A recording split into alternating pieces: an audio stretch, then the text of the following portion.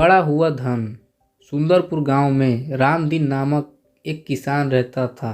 उसके 4 बेटे थे। रामदीन स्वयं तो बहुत परिश्रमी था, पर उसके चारों बेटे बड़े आलसी थे।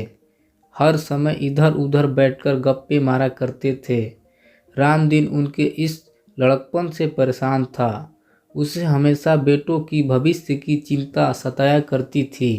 वह दिन रात यही सोचा करता था कि बेटे अपना पेट कैसे पालेंगे। एक रात वह इन्हीं विचारों में खोया था।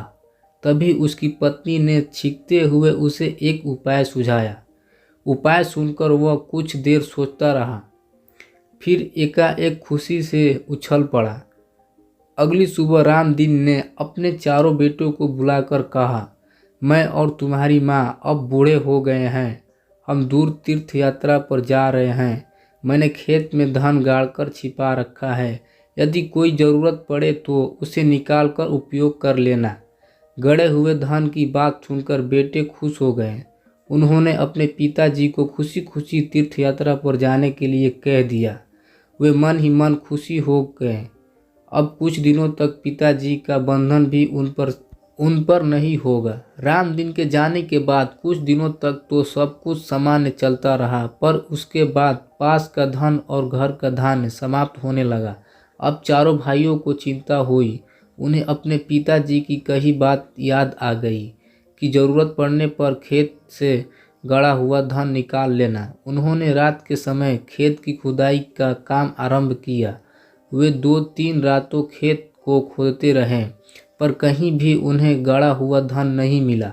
रात भर के परिश्रम से वो बहुत थक गए थे। जब सुबह हुआ तो बहुत निराश और हताश होकर वे चारों अपने घर लौट रहे थे। तभी रामदीन के परम मित्र हरिनाथ ने पूछा, तुम सब थके हुए क्यों हो? कारण जानने के बाद हरिनाथ ने उन चारों को एक सलाह देते हुए कहा, तुम लोगों ने खेत तो खोद लिया है, अब उसमें बीज बो दो।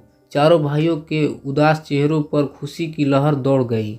उन्होंने हरिनाथ के कहे अनुसार ही किया और खेत में नन्हे नन्हे अंकुर निकल आए। उन चारों के मन में उत्साह जाग गया। वो निराई कुड़ाई करने लगे।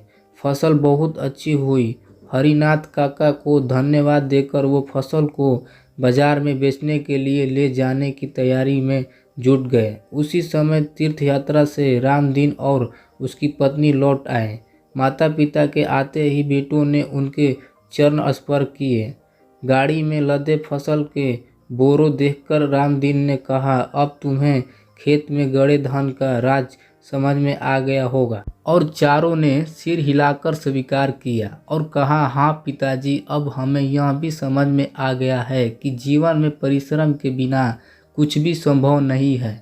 परिश्रम से ही धन पाया जा सकता है। तो दोस्तों, इस कहानी से हमें यही सीख मिलती है कि आलस्य ही हमारा सबसे बड़ा शत्रु है। अतः हमें आलस्य त्याग कर मेहनती इंसान बनना चाहिए। हमें मेहनत से जी नहीं चुराना चाहिए। सच्ची लगन और कठिन परिश्रम से किए गए कार्यों का फल हमेशा मीठा होता है और इसका फल अवश्य मिलता है, चाहे वो देर से है, पर मिलता ज़रूर है।